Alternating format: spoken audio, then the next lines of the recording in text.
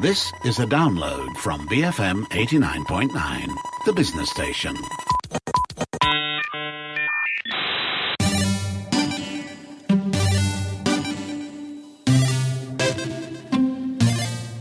It's Fun Friday. My name is Jeff Sandhu. Although MSP is only a couple of years old, Matt Armitage has been doing versions of this show on BFM for the last 10 years.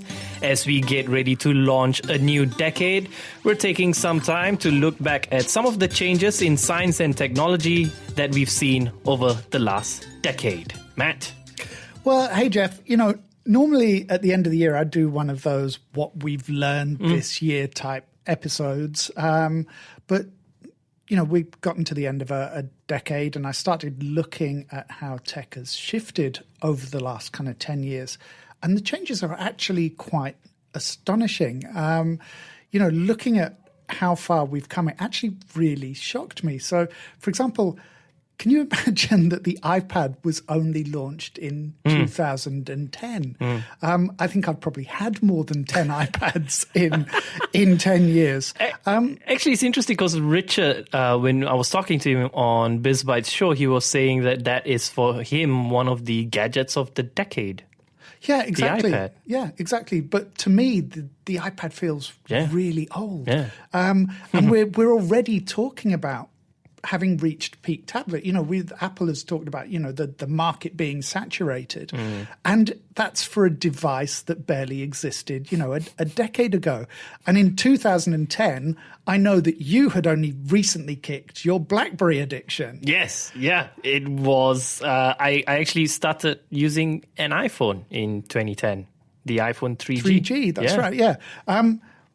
What made you give up hope on BlackBerry as an operating system? Because I know you were like a real cheerleader for BlackBerry for the longest time, right? I loved it. It was the keypad that tactile keypad that you had.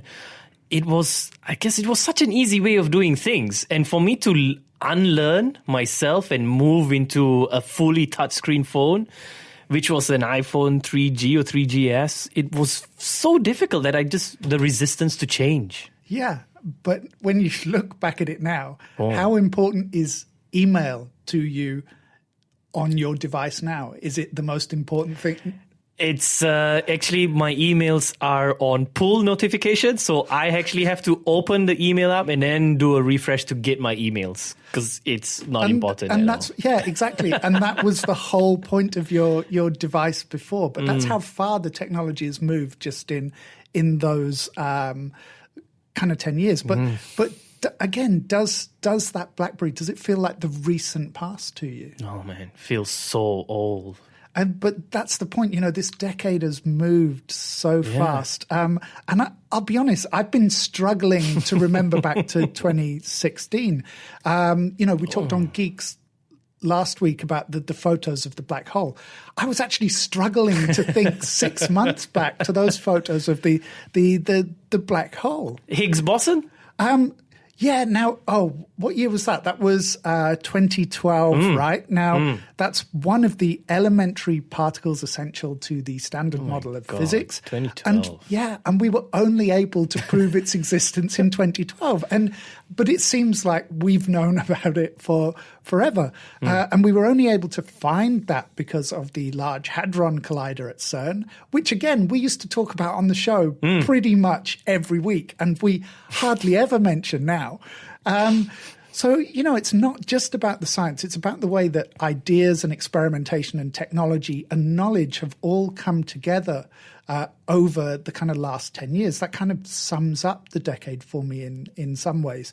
It's this idea that nothing exists in a vacuum, of course, apart from all of the things that exist in a vacuum in space. Okay, so would you like to tell everyone what the Higgs boson does? No, you can look it up. Look, they've been around since 2012. I'm not a history archive, plus I've done enough physics questions for the past few weeks. It's the end of the year, I'm tired, and I'm not doing it. Okay, so let's go back to the iPad for a minute. How has personal computing changed over the last decade? Well, for one thing, no one gets excited about PCs anymore. Although, we would have talked about, maybe it was already a declining trend 10 years ago. But it's funny, when iPad launched, Jobs questioned if the iPad should be called a computer. Now, finally, in 2019, iPad OS has finally turned the iPad into a credible laptop replacement, showing that Steve Jobs wasn't always right in the way that he positioned things.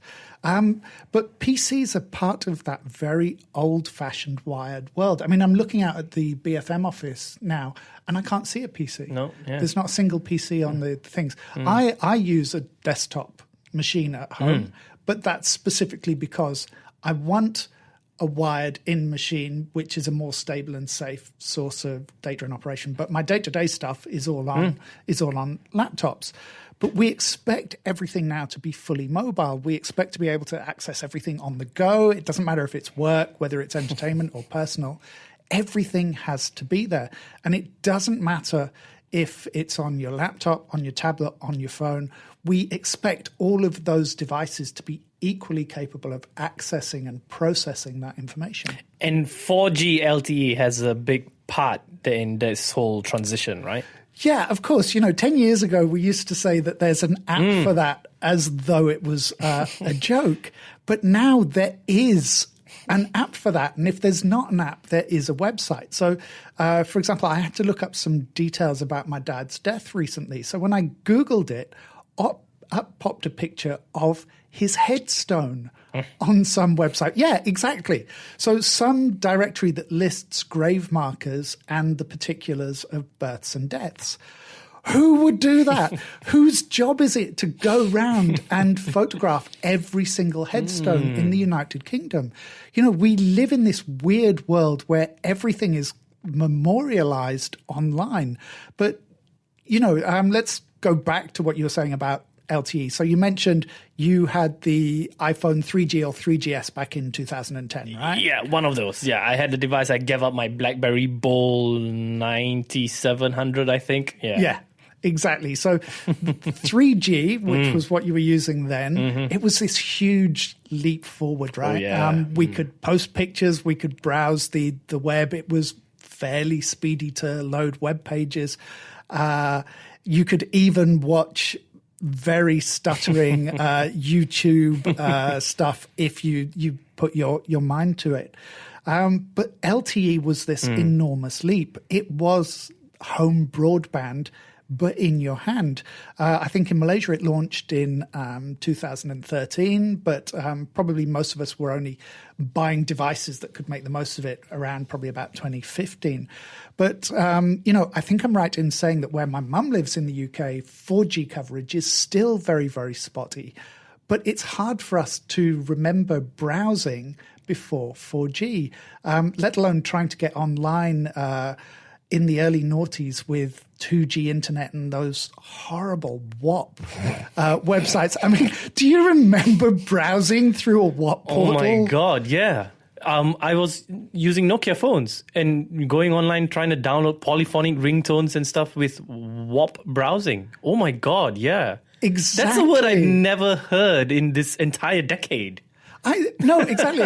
But that was the early naughty. I mean, that's less than 20 years ago that we were using this kind of text-based system for browsing online. But, both of us worked on a series of spots about 5G technologies this year. And I think most of us are going to start to see that technology creeping into daily life from next year. And I'm expecting that that's going to do the same thing again, that there's going to be this exponential leap. So by 2025, we'll hardly be able to imagine what browsing was like using 4G. It will seem so slow and glacial because, by that point, our phones or our smart contact lenses will be streaming 6K video, and they'll be capable of projecting those images onto, a cinema-sized screen. Netflix as cinema? Well, that was a big discussion this year, right? The Martin Scorsese, The Irishman, this idea of what is cinema, what films should be shown and what shouldn't be. But potentially we can all have our own streaming big screens in a few years' time. And that kind of discussion will just have disappeared completely. But on the subject of which, I mean, it's hard to imagine how on-demand content has changed the way that we consume entertainment. In 2010, movies, TV, music, games, software, it was still all pretty much boxed in. Music was the first to kind of go into that streaming environment, largely because the file sizes are relatively compact. But TV and movies were still, you could get them on free-to-air TV or from an expensive satellite or cable TV service. There were some on-demand options, but largely you still had to follow a schedule. You could watch an on-demand movie, but it was shown in like 2 or 3 hour blocks. Yeah. But when was the last time you watched scheduled TV? Well, honestly, none. Many years. The entire 2019, I don't think I've watched scheduled TV. 2018? Maybe once. Yeah. 2017, maybe once or twice. I just don't watch scheduled TV at all. No, exactly. And very few of us do. But this idea of streaming content is really, really new. But our behavior has changed so completely. That habit seems to be permanent. I mean, even thinking about having to sit down to watch the program at a certain time, it's irritating. Yeah. Do you know what I mean? Just that memory of, oh my gosh, I have to be sitting there at 7:15 and then there's going to be a commercial break and blah, blah, blah. That was the reality of our lives for 30, 35, in my case, over 40 years. But now it just seems irritating. I think the only time that I've sat down to watch a scheduled TV is probably for live sports, but that's because just sports is one of those live kind of things. It has a time and then you sit down and you watch TV because you can't get sports on demand. But even with that, do you still use the live viewing option and rewind like goals and that kind of thing as well? I've got an app where I can then, watch the game if I missed the game completely and watch it as per if it was live. So it doesn't matter if I missed it compared to before. If I missed it, I've missed it. And now I can go back and watch it anytime. So why do you think some streaming services are reviving this weekly episode format? Well, when I was growing up, I had family members who worked at a Cadbury's factory in or around Liverpool. They were allowed to eat as many biscuits as they wanted when they were working on the line. But after a few days of them, they got so sick that they never touched the biscuits again. It was the same when I was strawberry picking as a kid. You could eat as much as you want, but you were just sick, so you didn't do it. And I think the weekly episodes is something similar. We've binged too much. Now we want to savor it a little bit more.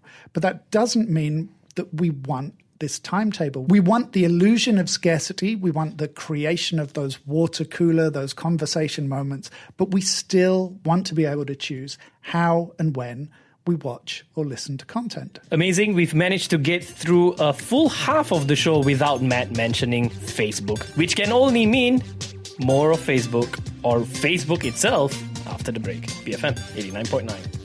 Break from monotony. BFM 89.9. Welcome back, and today we're not just looking back at the year in tech here on MSP, we're looking at the full decade. Matt has already been talking about the good old days in the chocolate factory. What other hey boomer baloney is he going to come up with? Well, listen, young man, just because I remember when video games came on cartridges and 8 bits was cutting edge, you'll never feel the thrill of your Pac-Man being eaten by a ghost for the first time after just 10 seconds and having no more pocket money and having to wait a week before you can come back and try again. And if that means I smell of mothballs and Werther's Originals, then I wear those medals with pride. No, we haven't mentioned Facebook so far. One of the reasons that we haven't is because I've been asked to get listeners across the 70% listen to threshold. So we'll come back to that. But, we've had this whole data explosion that means I can tell what percentage of the show someone has listened to. And that's also been part of the change that we've seen over the last 10 years. So where would you like to go, oldie one Kenobi? I know where I'd like you to go. Before we go to data, let's talk about self-driving cars. Now, they're still not quite here. We've spent most of the last 10 years saying they're still not quite here. I think was it 2006 when it kind of became public that I think Google and other companies were looking into doing this. Yeah, so it's actually been quite a while. But the last decade has seen an enormous rise in automation in pretty much every other sphere. But it's the self-driving car that's the one that really, grabs our imagination, probably because, so many of us spend all that time commuting. And in our minds, it's like, isn't that what machines and robots are for, to actually take the weight of those things that we hate doing? Well, there have been some high-profile setbacks, though. There were the accidents with the self-drive mode on Teslas. There was the other one with a company I'm not going to name any more times, where a pedestrian was killed. And although there have been large-scale tests, some states in the US, for example, have been quite friendly towards automated cars, there are still regulatory hurdles to cross. But we're told that there will be self-driving, public transport services in Singapore, for example. Volvo is moving ahead with all kinds of automation for commercial vehicles as well as for passenger vehicles. We've seen drone helicopter taxis from Chinese companies. And when you look at this, in some ways, 2010 was actually closer to 1950 than the world we're living in coming up to 2020. Whoa, man, I think you might be exaggerating a little bit here. I am, but actually not by that much. Was it recently that one of the world's leading Go players said he was giving up the game? That was just a few weeks ago, right? Yeah. The computers are too smart and there's no point in doing it anymore. That's something he's spent his whole life dedicated to. And Go was essentially the most fiendishly difficult game that human beings had, apart from the cones of Dunshire, of course. But the point is that, the tech is already there. But one of the things that I think has really surprised me about especially the last decade, is actually how slow we've been to adopt electric cars.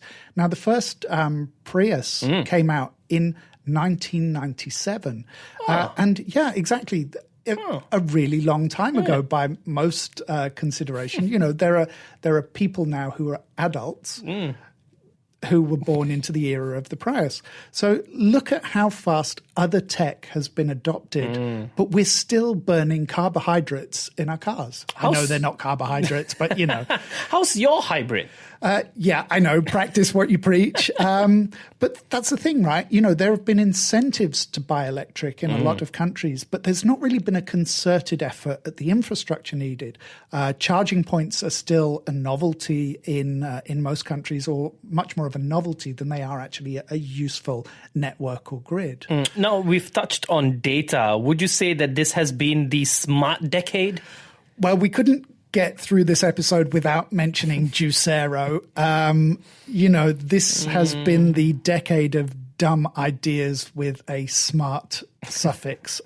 You name it, and there's a smart version of whatever it happens to be.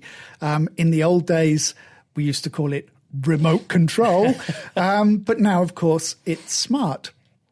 But as you said, I think in Geeks last week, the guy who hacked his vacuum cleaner to play a music streaming service, how useful is that? How useful is a toaster with an app? I saw an ad for another of those smart bottles the other day that comes with an app that tracks not just your hydration, but your mineral intake levels. So we've had some genuinely smart tech, but most things, if you put the word smart in the front of something, or you have to put the word smart in the front of something, it probably isn't that smart. Because if you're really smart, you don't have to talk about it. You don't have to shout about it. People can already see it. Are you talking about yourself? No, because there's no app for me. So obviously I don't actually exist. But I think, one of the real defining things about this decade has been disruption. Oh, another of your pet hates. Yeah, admittedly, I'm more a fan of breaking things than moving fast, but I think that's true of most people. We've seen a weird transformation of the tech ideals of the noughties. They weren't exactly altruistic, but they were kind of a lot more democratic. And we've seen them transform into this model that is potentially a lot more selfish. We've seen the gig economy emerge. Now, we saw that flourish during the last economic downturn. People turned to gig jobs, whether it was driving or delivery or freelancing, to make a bit of extra cash in a period where wages were pretty tight. But, and this kind of very real danger has kind of become the truth. We're seeing those gig jobs become the only jobs. And the idea of this decentralization of money, this decentralization of the economy in the name of technology, it was actually to make it more accessible and to take it out of the hands of, all of these brokers and middlemen. And you think we've gone the wrong way? Well, entirely.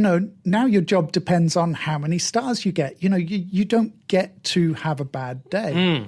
Be best? This is kind of the irony of the selfie generation, where everyone is the star of their own soap opera. You've got this self-induced pressure to be at your best all of the time, socially, professionally. We've lost the space to relax in private and be a slob. Your house has to be immaculate in case you have to post an emergency selfie because you've run out of oat milk. Are you generation bashing again? No, my wife and I drink oat milk. I'm quite partial to quinoa. And of course, I don't want to heap scorn on the millennials and the Zoomers. Okay, boomer. Wow, that's twice in one show. And I am a Gen Xer. Thank you very much. But recent articles have come out saying that my generation, the Gen Xers, has been actually even worse for the planet and the environment and the economy than the boomers, because we're the ones who mouth the platitudes, but we actually do nothing to change stuff. How's your hybrid? Yeah, move along. Nothing to see here. No, we were talking about the gig economy, right? But even that is part of this bigger picture of big data and artificial intelligence. AI is, as we keep saying, it's incredible and stupid at the same time. When we were talking about 5G earlier, when you think about the kind of data transfer speeds that tech will have, you can imagine all these incredible computational devices that will be available on the fly. You can forget chatbots. We're looking at real-time modeling of your body and your body being put into the new clothes that you're looking at online. But it's still not in our heads. No, and I'm really glad that it isn't, because there are a lot of decisions that we have to make before we get there. But if we go back to disruption, we have to sort out who owns the technology, who owns the software, who owns the hardware. And we have to figure out what our rights are going to be. For the time being, like the silicon neuron chip story we talked about last week, this tech will be for essential medical procedures. Matt, we still haven't really mentioned Facebook. Exactly. No one needs me to tell them how defining social media has been to the last decade, because it's all already there on your feeds. You can just look back at it. And I don't need to go over the whole privacy thing again. You can just go back into the MSP archive. It's here on BFM. It's on our standalone feed. There are numerous shows on the topic of privacy. And I know that sometimes the show goes quite dark, but I wanted to highlight, how incredible the advances are that we've made over the last 10 years. This show has barely scratched the surface. We haven't mentioned the horrible death of Steve Jobs, detecting the first gravitational waves, advances in gaming and CGI engines, the launch of Tinder, WikiLeaks, Gamergate, SpaceX landing a rocket. We managed to contain Ebola. We have drugs that can virtually eliminate the traces of HIV in the bloodstream. We've found organic material on Mars. And, for the first time, a spacecraft, a probe, has left our solar system. The blind spot is in who gets to control those advances. I want it to be all of us. Some other people would rather see the power and the money and the influence being concentrated in a smaller number of hands. But, we have this tendency to make it sound like a battle, that there's one side or another side, and it isn't really. What we really have are just choices. And it's kind of ironic, because in an era where large-scale collaboration has never been easier, we're presented with these supposedly polarized opinions and positions. You know, if the 20s was the decade of disruption, I can only hope that the 20s will be the decade where we teach the technology and the technologists to work on our behalf. I don't know if we should actually call the decade the 20s. It just sounds weird. I like it, and it really annoys people, so that's another reason to use it. Well, with that though, we are wrapping up the year, so we're going to say Happy New Year to everyone, and we will continue in the next decade. And I will say, see you beyond the black hole. BFM 89.9. Thank you for listening to this podcast. To find more great interviews, go to bfm.my or find us on iTunes. BFM 89.9, the business station.